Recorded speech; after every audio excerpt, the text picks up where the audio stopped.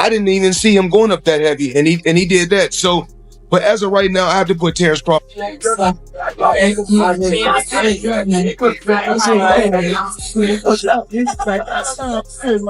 Did you in your head size up Floyd? Like, was, you know what I'm saying? If we was ever keep it real, keep it real. I'm never that type of guy. I think that's some grimy. Always been happy for him, been a fan of his. In a recent conversation, Crawford shared insights from his talk with Mayweather. Floyd didn't just offer compliments, he gave real technical advice and motivational support. He acknowledged Crawford's talent while also pointing out the serious challenge Canelo presents, despite referencing Canelo's age and experience. Floyd urged Crawford to stay sharp and perform at his highest level. The exchange was more about preparation than praise. Right now, in your opinion, who's the best fighter in the world? We can put Tank up there in the top 10 in pound for pound.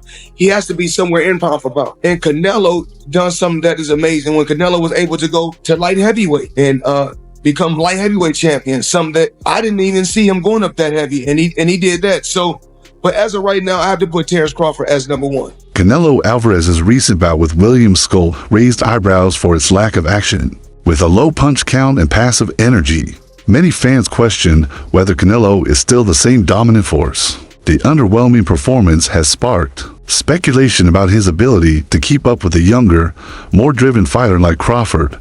That's a big boy. He's strong. You know, you box good. You can do this. You got this over him. You're gonna have to tighten up this. You're gonna have to do this. You know, it's a conversation. It's not just, oh man, you'll whoop his ass. You'll do this to him. It's never like yes man type you know stuff. what I mean? It's like, hey, listen, you know, that's a dangerous fight, you know, but that's the fight. If it happened, you know. Veteran boxer Nonito Donaire praised Crawford's footwork as a decisive advantage. He pointed out that against a pressure fighter like Canelo, movement and positioning could be the difference. Donaire's assessment adds credibility. He knows firsthand what it takes to succeed at the highest levels.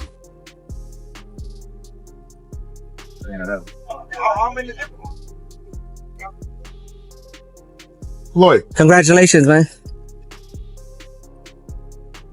Boxing commentator Showbiz the Adult challenged the idea that Crawford's only notable win was against Errol Spence Jr. He highlighted other key victories, including Shawn Porter, arguing that it's Crawford's consistent excellence, not one performance, that defines his greatness. This countered those who try to reduce his career to a single fight. but what we don't talk about is, you know, Canelo. Steroids. They don't talk about that. So we don't know. We really don't know all the fighters he beat. He could have been not clean in a lot of fights. Trainer Steve Nelson addressed calls for Crawford to move up and face someone like David Benavidez. While such matchups might seem daring, Nelson called them impractical. He explained that Crawford's team prioritizes fights that balance legacy and smart strategy, not reckless risk-taking dressed up as bravery. After Canelo made the weight, it wasn't like it was a certain clause to where he couldn't gain weight. So after he weighed 152 or 152 and a half, I think he came in like 168 or close to 170. And actually I came in at probably like I probably came in at 151 and 152. Gotcha. But Roy Jones is one hell of a fighter. You know, I can't get on here and hate on his skills and knock his skills. He's been through a lot in the sport of boxing, and he's done a lot for the sport of boxing. Crawford's trainer, Bomac, fired back at Canelo's dismissal of Crawford's resume. He argued that critics overlook Crawford's domination of top-tier opponents like Porter, Brook, and Gamboa. Bomac stressed that Crawford never seeks unfair advantages. He fights on level terms. It's a mindset driven by legacy, not shortcuts. But I know how you is. You be sizing niggas up, bro. Keep it a stack. Did you in your head size up Floyd? Like, you know what I'm saying? If we was ever keep it real, keep it real. I'm never that type of guy. I think that's some grimy shit. Always been happy for him, been a fan of his, and I never imagined us fight. I never looked at him like, man, I know I'll beat it. Well, you capping, bro. I never thought like fantasy fight me versus Floyd. Nah. Never. I never just was with a person and looked at him like, man, beat his ass. Never. That's some hate type shit to me. Like plotting. I ain't never been that type of person ever. Boxing analyst Teddy Atlas posed an important tactical question. can Crawford maintain the movement and speed needed to neutralize Canelo's power, known for his pressure and power shots. Canelo thrives on closing distance. Atlas believes Crawford's footwork could be the key to disrupting that rhythm and potentially outpointing Canelo.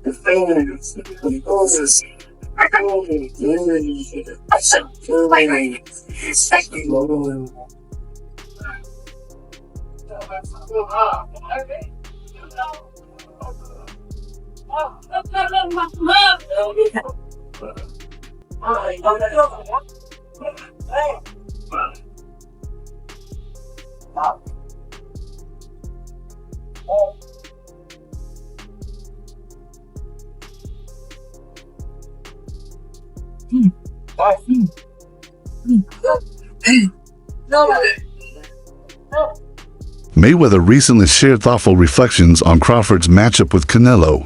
Drawing from personal experience, Floyd stressed the need for precise preparation and strategic discipline. He didn't discourage the fight, but emphasized that victory would depend on smart execution. Coming from an undefeated champion, his perspective carried serious weight. Nice, sir. How's that feel? Feel like? All right, you run him up. Feel like? Try to add up. Three, teach and build. 5, 6, 7, 8, 9, 10. We need to flinch. Promoter Eddie Hearn recalled an unexpected visit to a gym that turned into a special moment. What started as a casual stop became a front row view of Crawford and Mayweather interacting. Hearn, who had met Floyd before, noted a different vibe, this time full of laughter, insights, and authentic camaraderie. The moment offered fans a rare glimpse at Crawford's lighter side. Watch the right hand for the decoy.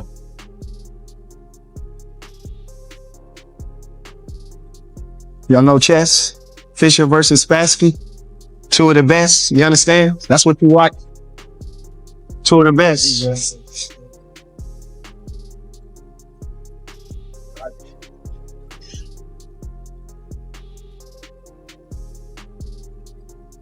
That's how Star work. You know how to work. You know how to go get the most out of everything. Good job, Chuck. Crawford has tackled critics head-on regarding the size and power disparity in facing Canelo. Rather than deflect concerns, he acknowledged them, but not as excuses. He sees this as part of his journey and believes in his ability to rise to the challenge. His mindset is clear. He's not just showing up to compete, he's aiming to win and silence any remaining doubt.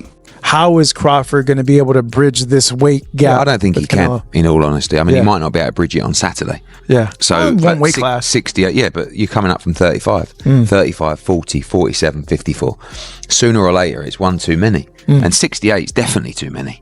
But Crawford's brilliant. Like, he's a genius. He's a generational great. So maybe he can find a way to do it. But I feel he'd be hugely outsized against Canelo Alvarez. Yeah. But you have to use your movement.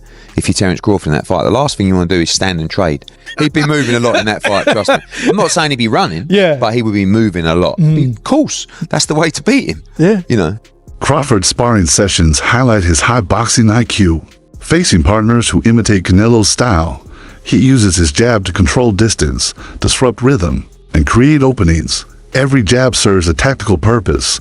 Combined with his ability to switch stances mid-fight, Crawford is clearly preparing a layered, multi-dimensional approach. That's a fight because of the challenge. I love the challenges, and I love the people that I hear them now. You too little. You know, Canelo gonna break you. He's gonna stop you. You come from 147. That weight too big. This and that. I can hear it now, and that just excites me to go in there and just be like, okay. Let me prove him wrong once again. That fight would be gigantic. If Canelo gets through Jermell and then you guys fight, that fight would be gigantic. And it's crazy because, like, in the past interviews, I was like, man, Canelo too big, man. It's weight classes for a reason. I was like, nah. But in my mind, in my heart, I don't think nobody too big. A standout aspect of Crawford's training has been his leg workouts. Routines like weighted squats and lunges are central to his explosive movement in the ring. These exercises boost both endurance and agility, allowing him to move fluidly and maintain balance under pressure. His dedication to leg strength highlights his attention to every physical detail. Terence Crawford jumping up from 154 to 168 and beating this quote-unquote version of Canelo Alvarez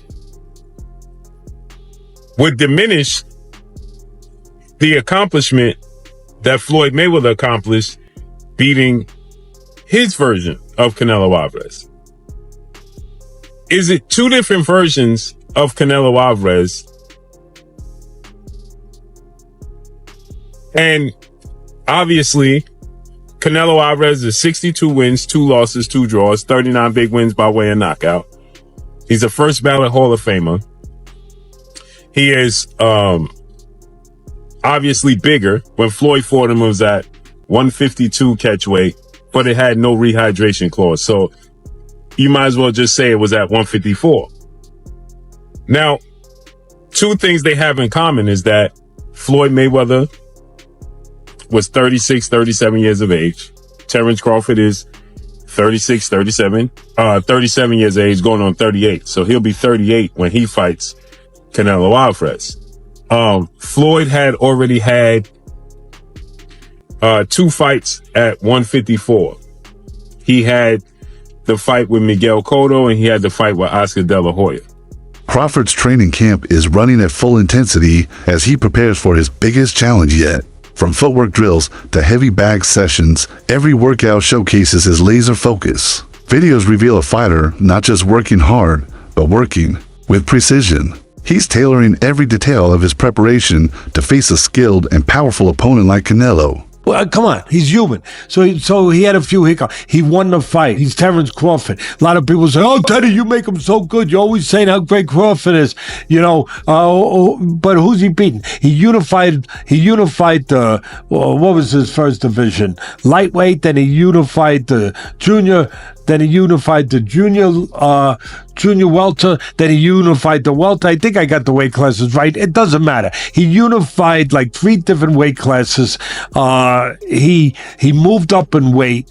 From early on, Crawford has admired Mayweather not just as a boxer, but as a blueprint for success. That respect has blossomed into a meaningful relationship where Floyd occasionally offers advice and guidance.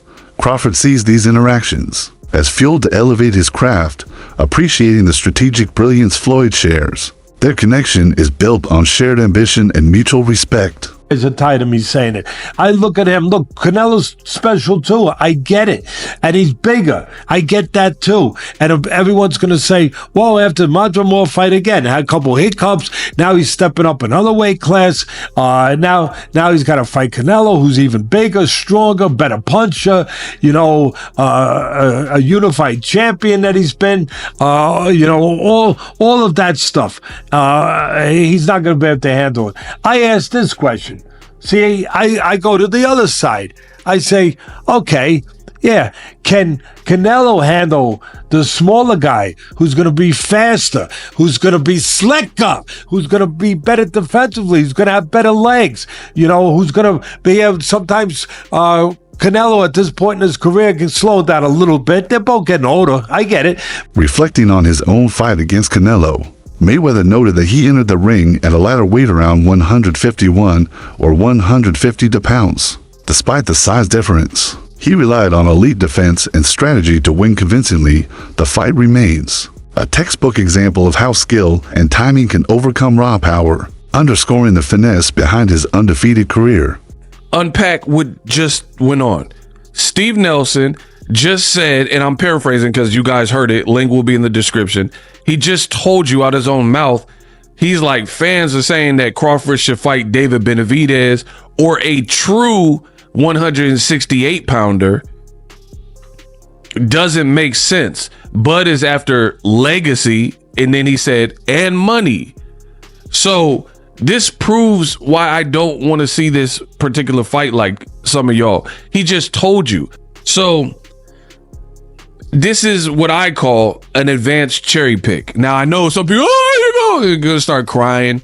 The reason I say advanced, now it's not an advanced, it's not a cherry pick in the normal sense of like, you know, because this would be an accomplishment if Bud can defeat somebody at a higher weight class without acclimating, right? So it's not the traditional cherry pick, but it is still an advanced, or this is what I'm calling it, an advanced cherry pick, because his own teammate and friend Steve Nelson is telling you there's no reason for Bud to fight a true 168 pounder. He started off by saying Canelo Alvarez started off smaller, like a welterweight earlier in his career at 54, and then made his way up to 68.